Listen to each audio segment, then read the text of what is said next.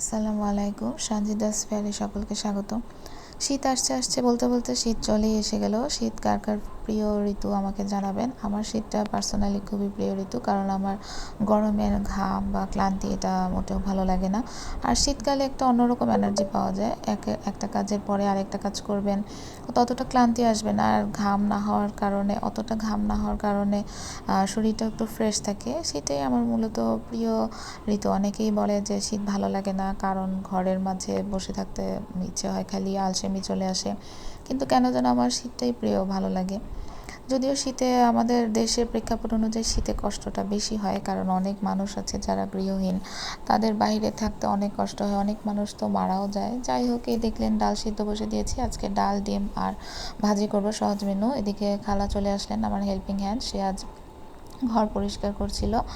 ডালটা একটু ফুটে আসলে বাগার দিয়ে দিলাম। আমি সাধারণত ডালে ধনেপাতা, টমেটো এগুলো দিয়ে ডাল পছন্দ করি। অনেকে টক ডালও পছন্দ করে, কিন্তু আমার পার্সোনালি টক ডালটা আম বা জলপাই এসব দিয়ে যে টক ডালটা করে, চালটা, টক ডালটা তত প্রিয় না আমার। টমেটো, ধনেপাতা দিয়ে ডাল পছন্দ, এবং রসুন বাগার দিয়ে। রসুনের একটা সুন্দর ঘ্রাণ আসে। এই তো ডালটা বাগার দিয়ে দিলাম। এরপরে ডিম বসিয়েছিলাম, সেই ক্লিপটা পুরোপুরিভাবে নেওয়া হয়নি, শুধুমাত্র আপনাদের দেখানোর জন্য অল্প কিছুটা ক্লিপ নিয়েছিলাম। ডিম বসিয়ে ফেললাম, তারপরে ডাল বাগার দিয়ে ভাজির প্রিপারেশন করছিলাম। যেহেতু আমার ছোটো একটা বাচ্চা আছে, ওকে নিয়ে যে কোনো কাজ করাটাই অনেক মুশকিল। কিছুটা সবজি নিয়ে বসবেন কাটার জন্য, সে অর্ধেক নিয়ে ঘরের এই কোণে একটা সেই কোণে একটা, এক এক দিকে এক একটা নিয়ে ছড়িয়ে ছিটিয়ে রেখে আসবে। সেগুলো আবার 2 মিনিট পর আপনার যেয়ে গুছিয়ে এনে তারপরে কাটতে হবে। অনেক সময় সে কাটতেও দিবে না, তার মায়া পড়ে যায় সবজির উপরে। কেন সবজিটা কাটছি, তার হাতেরটা নিয়ে কেন কাটছি। মাঝে মাঝে তো তার হাতেরটা তার হাতেই দিয়ে রাখি। তার হাতে দিয়ে রাখা সবজিটা পরে কখনো রান্না করতে হয়, তখন আর নেওয়াই যায় না।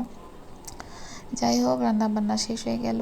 এই তো খাওয়ার বিষয়ে আজকে তেমন একটা কিছুই করা হয়নি। ঘরদোর গুছিয়েছি হেল্পিং হ্যান্ড, আর আমি জাস্ট রান্নাবান্না করেছিলাম। দুপুরে ঘুমিয়েছিল বেবি। রাতের বেলা চা খেতে গিয়েছিলাম হাজব্যান্ড আর আমরা সবাই মিলে।